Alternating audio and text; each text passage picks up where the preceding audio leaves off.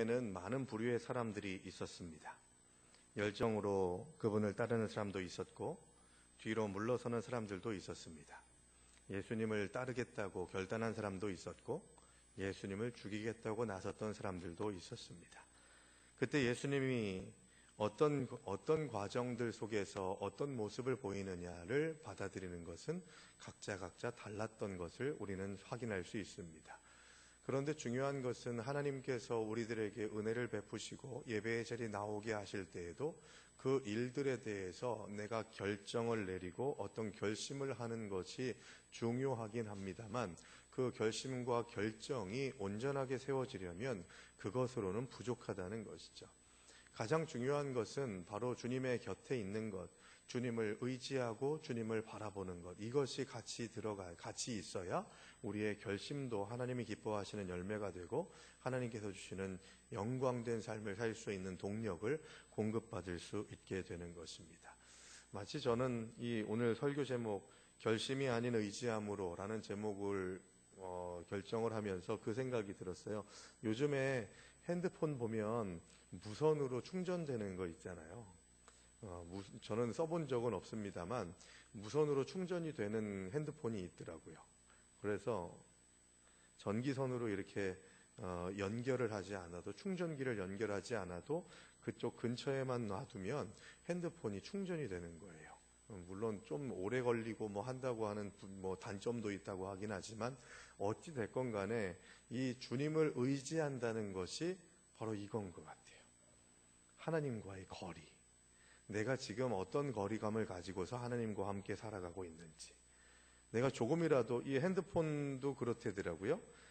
여기에서 요만큼 옮기는 건 괜찮은데 바로 요 1cm만 더 멀어지게 되면 충전이 안 되는 그런 구간들이 있다는 거죠. 우리가 혹시 그렇게 충전이 되지 않는 구간에 있는 핸드폰처럼 하나님과의 거리가 조금 더 멀어져서 하나님이 주시고자 하더라도 받아먹지 못하고 하나님이 공급해 주시려고 해도 채워지지 않는 그런 자리에 있지는 않은지 우리는 삶을 통해서 점검할 수 있어야 됩니다.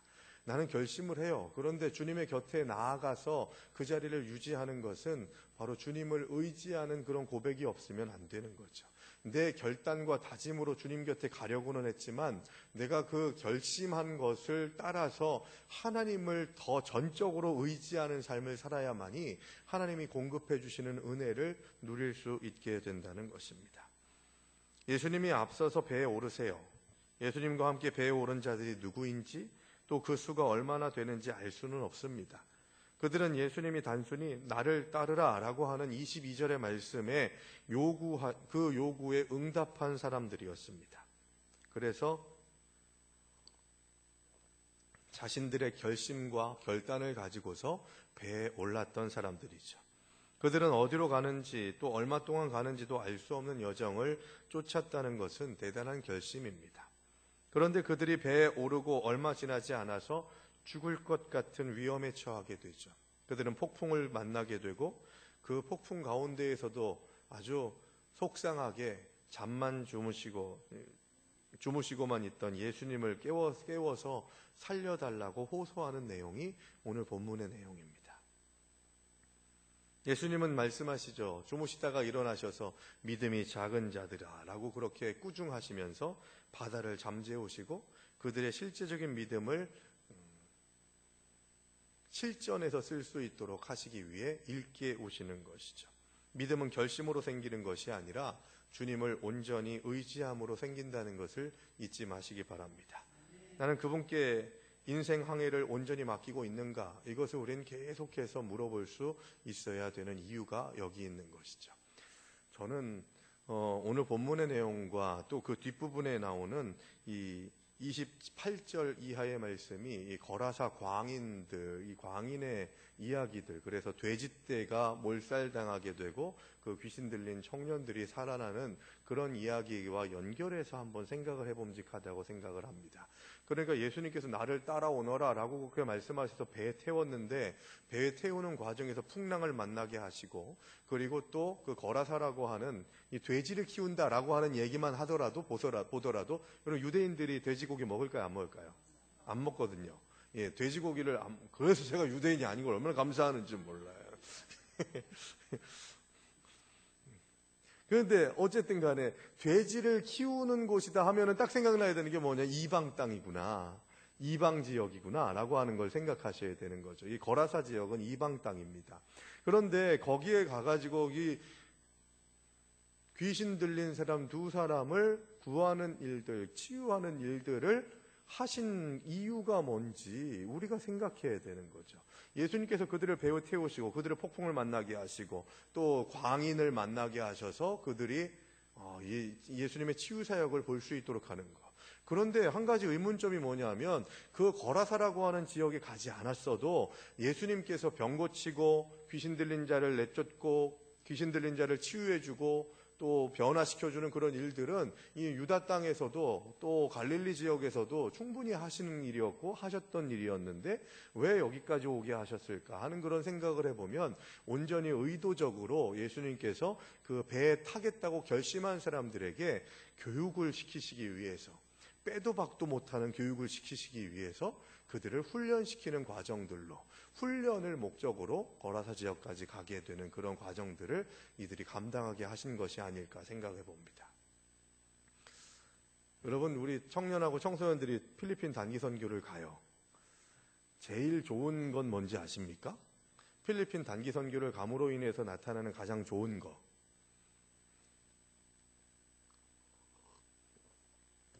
빼도 박도 못한다는 거예요. 수련회 가가지고 제일 문제가 되는 분위기가 뭐냐면요, 이게 그 청소년부 수련회 같은 경우도 보면 학원 때문에 뭐 이런저런 것 때문에 왔다 갔다 하는 것을 당연하게 이렇게 생각할 수 있는 그런 요소들이 있거든요. 그런데 필리핀 가면 지금 학원을 갔다 올 거예요. 뭘 할 거예요. 거기다가 음식이 맞지 않는다고 해가지고 뭐 빠꾸해서 자기가 비행기를 후진시켜서 올 겁니까? 뭐 할 겁니까? 빼도 박도 못해요. 그런 과정에서 뭔 일이 벌어지냐면 그냥 그 자리에 있음으로 인해서 얻어지게 되는 은혜가 있어요. 그거 대단히 귀한 겁니다, 여러분. 하나님께서 주시는 은혜가 절박한 마음을 갖고 또 내가 마음대로 가도 되고 안 가도 되고 참여해도 되고 안 해도 되는 그런 상황으로 연출되게 되면 내가 그 은혜의 자리를 갈지 안 갈지를 내가 결정하지만 마치 필리핀 갈 때는 처음 출발할 때부터 올 때까지 빼도 박도 못하는 그게 은혜인 거예요. 그게. 지금 어디 도망가겠어요. 뭐 어떻게 하겠어요. 그냥 거기에서 승질나고 짜증나고 열받아도 같이 울면서 또 어떤 때는 화내면서도 풀기도 하고 그러면서 내가 그렇게 화냈던 게 너무 미안해가지고 정리 집회, 하루 정리하는 집회할 때 또 미안하다고 울면서 회개하고 그런 일들이 일어나면서 하나님을 만나게 되는 그런 접점을 찾게 되는 것이죠. 예수님께서 빼도 박도 못하게 배에 태우신 다음에 막 흔드시는 거예요. 그래서 뭘 얘기하는 거예요? 좀 단서가 있는데 믿음이 작은 자들아라고 그렇게 말씀하셔서 이들의 믿음이 하나님이 사용하실 만한 믿음으로 성장시키시기 위해서 풍랑을 잠잠케 하시는 일들을 보여주신 거죠. 왜요? 뭐 때문에요? 야, 나 이만큼 능력 있는 예수님이야 라고 하는 것들을 드러내기 위해서요? 우리 주님 그런 분 아니세요. 인기가 많은 연예인들이 내 인기를 드러내기 위해서 노력합니까? 그냥 가면 인기가 막 난리 나잖아요. 그런데 신인 그룹들이나 좀 인기가 없는 그런 사람들, 이 연예인들을 보게 되면 어떻게든지 인기를 많이 얻기 위해서 애쓰고 노력하고 하는 그런 모습들을 보기도 하죠. 하나님은요, 예수님은 자기 자신이 예수 그리스도라는 것들을 드러내기 위해서 애쓰지 않으셔도 되는 분이세요. 왜냐하면 영원하신 하나님이시고 능력이 있으신 분이고 바로 완전하신 하나님이시기 때문에 그렇습니다. 짝퉁들은요, 그걸 막 선전하려고 해요. 근데 진짜는 가만히 있으면요, 가치가 더 높아지게 되는 거죠. 우리 주님께서는 지금 그 얘기하고 있는 거예요. 너희가 믿음이 작은 이유가 나를 바라보는 시선이 온전하지 않기 때문이다. 신기한 일들이 많이 일어났지, 뭐 여러 가지 병고침의 은사도 이루고 또 오병이어의 사건도 또 죽은 자도 살리고 하는 그런 이야기들을 들으면서 신기한 사람 정도로만 나를 봤지 라고 그렇게 생각하는 이들에게 예수님께서 교육시키시는 거예요. 나를 더 전적으로 의지하려면 너희가 함께 지내고 있는, 너희와 함께 지내는 내가 누군지를 알아야 된다라고 말씀하시면서 오늘 성경에서 뭐라고 얘기합니까? 이 사람이 누구이기에? 아직도 사람인 거죠. 이 존재론적인 문제들이 있는 거예요. 누구인지조차도 아직 알지 못하는 상태에 있는 이 제자들을 내가 누구인지를 알게 하리라라고 말씀하시면서 풍랑도 잠잠케 하시는 하나님이심을 깨닫게 하기 위해서 이 과정들을 빼지도 박지도 못하게 그 과정들을 감당할 수 있도록 선택해 주시고 그들에게 체험적인 신앙을 감당할 수 있게 그들을 세워주시는 것이죠. 왜 이들이 이런 은혜를 누릴 수 있었습니까? 왜 이런 기적적인 사건들을 경험할 수 있었어요? 주님과 함께 배를 타고 있었기 때문이에요. 그 주님의 상태가 중요한 게 아니에요. 주무시는 주님이시건 풍랑을 잠잠케 하시는 주님이시건 말씀을 전달하시는 주님이시건 그것이 중요한 것이 아니라 그냥 주님 곁에 있다는 것, 그래서 주님을 의지할 수밖에 없는 상황에 놓여져 있다는 것, 이게 은혜인 줄로 믿으시기 바랍니다. 풍랑이 막 난리가 나가지고 배가 뒤집힐 지경에 있어요. 그래서 뭐 어떻게 해보려고 했는데 도저히 안 돼요. 그러니까 누구만 찾아요? 예수님을 찾은 거예요. 그게 은혜인 거예요. 예수님이 왜 그러셨다고요? 너희들이 할 수 있다고 생각하는 거 다 끊어내겠다. 그리고 나만 의지하는 것이 은혜라고 고백해라. 그래야 너희의 믿음이 더 커질 것이다 라고 하는 그런 약속의 말씀을, 훈련의 말씀을 주시는 것이라는 겁니다. 예수님은 언제나 거기 계세요. 위기 상황 속에서도 최선의 대답은 언제나 두려움을 믿음으로 바꾸는 것입니다. 여러분 두려워하고만 계시지 않습니까? 우리의 두려움의 유일하신 대상은 하나님이신 줄로 믿으시기 바랍니다. 하나님만 두려워하세요. 돈 두려워하지 마시고 또한 사람 두려워하지 마시고 세상에서 가질 수 있는 여러 가지 가치들이나 생각들 이런 것들 두려워하지 마세요. 있다가도 없고 없다가도 있는 겁니다. 돈? 좋죠. 돼지고기 사 먹을 수 있잖아요. 예. 있으면 좋죠. 예. 그냥 없으면 불편할 뿐이에요. 내 욕심을 좀 내려놓고 내가 하고 싶은 것들 좀 뒤로 미루고 그런 정도죠. 죽을 것 같지는 않죠, 여러분. 다 먹이시고 입히시는 하나님이 계십니다. 그런데 중요한 것은 우리는 그거 아니면 안 된다고 하는 생각을 가져요. 그러다 보니까 내가 그거 아니면 안 된다고 생각하니까 그것이 조금 결핍되고 나에게 주어지지 않는 것 같고 허락되지 않는 것 같을 때 두려워하게 돼요. 돈이 없는 것을 두려워하고 사람이 나를 어떻게 볼까를 두려워하고 내가 이 사회에서 어떤 위치에 있는가를 두려워하게 된다는 거죠. 담대하세요, 여러분. 세상의 가치는 80, 90, 100살 정도에만 한정된 가치입니다. 영원한 하나님의 은혜, 이게 우리들에게 있다는 거죠. 구원 받으셨습니까? 천국에서 만나보실 거예요? 옆에 분들하고 약속하세요. 천국에서 만나봅시다 하면서.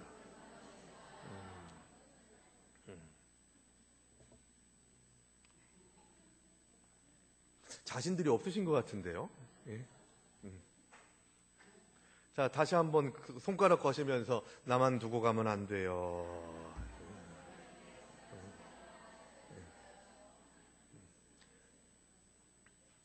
한번 옆에 있는 분, 손가락 걸었던 분들 한번 눈을 한번 보세요. 확신에 찼는지, 진짜 확신에 차서 진짜 만나봅시다, 정말. 우리 거짓말 하지 말고 정말 만나봅시다.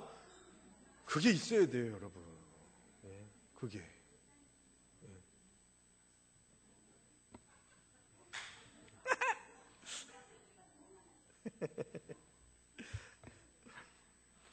주님을 믿는 믿음이 있을 때 우리는 담대하게 선포할 수 있습니다. 내 공로로가 아니라 내 능력으로가 아니라 하나님의 은혜로 나는 구원받은 백성이에요. 뭐가 어려워요? 십자가를 의지하고 예수님 믿겠다고 다짐하고 믿음으로 주님 앞에 나아가면 영생의 길을 걷게 하시는데, 그래서 그 다음에 일어나는 일들, 내가 그렇게 구원받은 자답게 살지 못하고 주님께서 나를 선택하시고 나를 이끌어주신 그 은혜에 감격하고 감사해서 다른 사람들에게 좀 손해보고 다른 사람들에게 더 친절하고 젠틀한 사람이 되고 아주 아름다운 모습으로, 배려 있는 모습으로 변화되어져가는 성화의 삶을 살아가지 못하는 것에 대해서는 정말 주님 앞에 씨름을 하면서 더 거룩해지고 더 아름다워지고 하나님이 기뻐하시는 사람들로 사용될 수 있도록 쓰임받아야 되겠다고 하는 결단과 다짐이 있어야 되는 것이죠. 그런데 그것이 안 된다고 해가지고 내가 주님을 찾는, 주님께서 나에게 구원을 베푸셨다고 하는 그 은혜조차도 잊어버리게 되면 그것은 하나님께서 벌써 이루어 놓으신 골고다 언덕에서의 구원의 은혜를 잃어버린 사람들, 누리지 못하는 사람이 될 수밖에 없다는 것입니다. 위기는 하나님의 능력을 경험하고 믿음이 성장하는 기회입니다. 그래서 두려워하지 마세요. 또 다르게 나를 성장시켜 주시는 기회로 삼으시기 바랍니다. 그러면 제가 말씀드린 적 있죠. 어린아이들이 갓난아이가 조금 아프면요, 어른들이 항상 그 얘기 하잖아요. 얘가 뭘 또 더 하나를 배우려나 보다. 한 번 아프면은 얘가 엄마 말을 하고, 또 한 번 또 아프면은 얘가 누웠던 애가 앉고, 또 한 번 아프면은 앉아서 엉덩이만 비볐던 애가 일어서서 몇 발짝 아장아장 걷고, 이거 다 여러분들이 얘기하시잖아요. 예? 그러니까 아프면 아픈 만큼, 유행가 가사에도 있듯이 아픈 만큼 성숙해지는 거예요.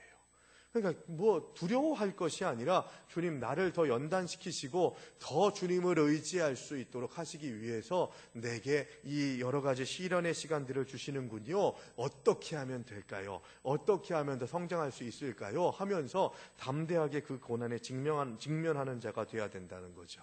그런 은혜를 누리려면 위기 상황에서 중요한 게 뭐냐? 주님이 함께 하시느냐, 그렇지 않느냐예요. 그러니까 주님 곁에 있느냐, 그렇지 않느냐예요. 그래, 주님 곁에 있어야, 배 안에 같이 예수님이 타고 있는 그 자리에 같이 있어야 주님 의지하고 그 풍랑을 잠잠케 되는 그 놀라운 은혜를 경험하게 되는 것처럼, 우리도 마찬가지로 주님의 은혜 안에 주님을 의지하는 삶은 뭐냐? 주님께 가까이 가는 삶이라는 거예요. 주님을 깨울 정도로 가까이 있는 삶. 그래서 주님과 교제하고 주님과 오고 가는 그런 교류가 있고, 그러므로 인해서 내가 가지고 있는 문제들을 주님의 힘과 능력으로 함께 이겨낼 수 있는 은혜가 하나님의 백성들에게 있다는 것입니다.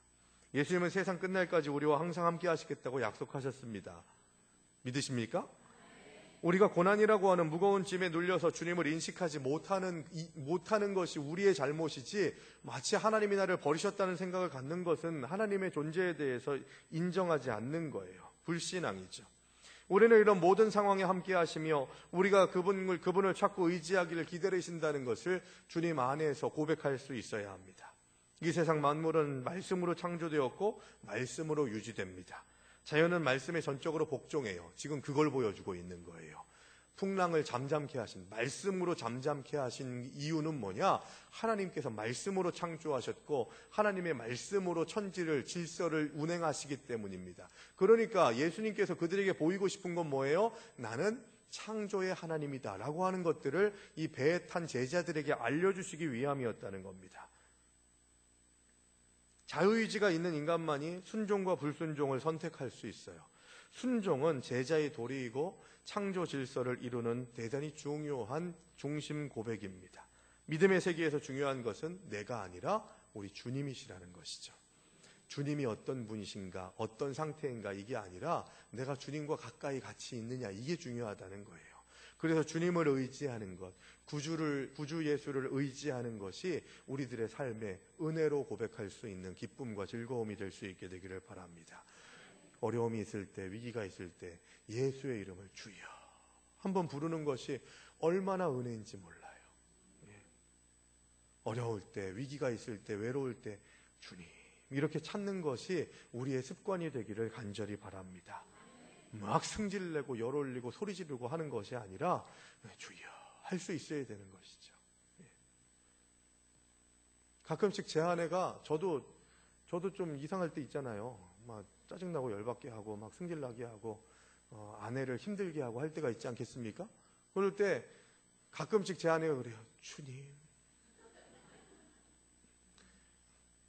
그러고 다시 방에 들어가거나 주방으로 가거나 그래도 좀 못 듣는 것 같으면 주님 하고서 한마디를 더 해요. 아시지요? 그러고 가요. 그래서 똑바로 해라 그 얘기죠. 여러분, 당신이 이것도 잘못되고 저것도 잘못되고 그것도 잘못, 그것보다도 훨씬 더 임팩트 있어요, 여러분. 네? 아버지 아시죠? 주님만이 아십니다. 그러면 알아먹어요. 웬만하면 더 임팩트 있다니까요. 그게 지혜로운 거 아니겠습니까? 뭐 때문일까? 뭐 때문에 아내가 주님을 찾을까?